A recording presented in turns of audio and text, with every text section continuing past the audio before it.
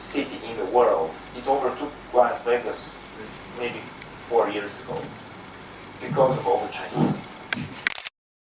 Question, if we can make an analogy with Japan, how they started expanding, becoming global, the companies becoming global, and I guess something similar is expected to happen with Chinese companies. It is happening slowly now. And would there be a possibility for a low tax company for starting point, starting place for invading European, for example? I know there is a big investment, Chinese investment currently in Bulgaria, in the automotive industry. Would it be this generation? Yeah. Well, it's a possibility, but Bulgaria is too small for China already. They like bigger things, and a few percentage points in the tax rate might not be the decisive factor. Like for instance, in automotive, China is now producing its cars, but not based on the low labor cost. It is more, well, they're investing a lot. It's the cost of capital in China is low, which is helping drive this industry, the production inside China. 5 years ago, there were studies saying China cannot be competitive producing cars because it doesn't have the technology, and labor doesn't play a role. Labor accounts for 10% of the cost of a car. But China is turning this around. So I wish the low tax rate could be an attractive component of the whole deal, but I don't think it's, at least for the time being. And Romania's tax rate is 16, so it's not that different, and it's a bigger market. They just trying to reduce it. And also depends on if both countries have bilateral agreement for what is double taxation. You can find a common ground in the That's a possibility, but you can't both with it. Sure. Georgi, I want to take a moment and thank you for the wonderful presentation. I have a question that goes back to a metaphor that you used in the beginning of the presentation.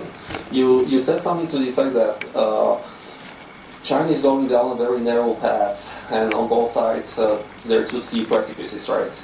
On one side is a 10% growth rate, above 10% growth rate, which is dangerous. And on the other side is below the 7% growth rate. So they pretty much need to sustain a sort of a 10% growth rate. This effectively means that every 7 years their GDP needs to double. So now it's what, 2010, in 2017 it's going to be doubled, in 2024 it's going to be 4 times as large as it is today. So it seems to me that it's not sustainable. So eventually we're going to hit some, diminishing rate of growth, and China needs to address that sooner or later. So what are actually the structural changes that they need to undergo in order to address that threat? Sure, that's a great question. And there is a lot of debate about that, because of course China can't keep growth. Maybe for the next 10 years they can keep the 10% growth, but then it will fall. By that time, the Chinese will be moderately well off though. And then it becomes more of a political issue, whether the richer Chinese will want democracy and how the Communist Party can democratize without going the way of the Soviet Union. Well, there is a theory that once GDP per capita reaches $5,000, people want democracy. Below that, the hierarchy of needs, you don't care that much about if you don't have enough food to eat or security. So that's GDP. Yeah, $5,000. China is not there yet. I think it's the real, not the purchasing power parity. But Taiwan and South Korea and Chile were exactly the same story. They wanted, and democracy comes with some social unrest, of course, but in none of the 3 countries was it such a bad thing. In China, China has existed throughout the centuries. It has often been very fragmented. And the Chinese are very afraid of that because, they have the memory of being fragmented and ruled by the Mongols in the 12th, 13th century. Then they had the last Chinese dynasty was actually from Manchuria. It was a foreign dynasty that took over the Qing.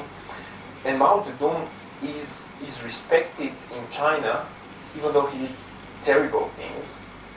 And people died, 30 million people died of starvation because of his experiments, and then there was the Cultural Revolution. But he's respected because he unified China and made it an independent country. So the Communist Party will not let anything happen to the unity, and they will crush other rebellions if there are such in the future. But they will probably let the system democratize. And there are calls for it already within the party. Within the Communist Party itself, it's pretty democratic. Those 70 million members, they elect their own leaders up the hierarchy. In villages below 1,000 people, they elect their own mayors. It's just the rest of the country, which is a lot, doesn't have democracy. Did I answer your question? Do you have something else in mind? No, pretty much you did. Maybe they could use the Singaporean model. People in Singapore, they are rich, but there is, I don't think, real democracy. Okay, Singapore could be, it's an option, it's not a democracy. It's hard to, Singapore is a small country though, so it might be easier to run a city than, and China, to the Western observer, China looks very monolithic, but actually it's very fragmented. And there are,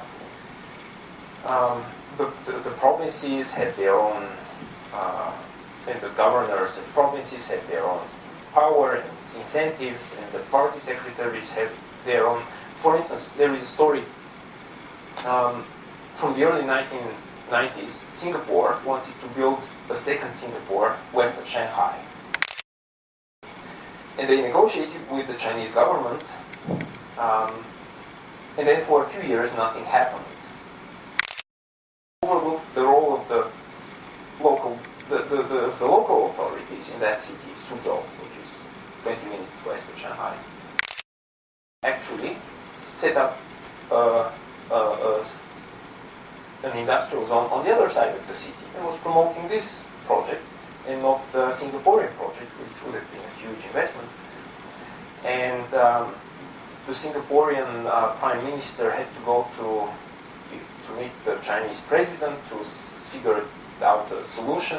And eventually, it still didn't work out, and they had to sell a stake, quite a big stake, to the local government of that city, and then the project started working. So it's always, don't underestimate the complexity of the hierarchies in China. Anything else? Well, thank you so much. You can always write me an email if you think of something. And if you want the presentation, yeah, sure. You can also email me if you ask. Thanks.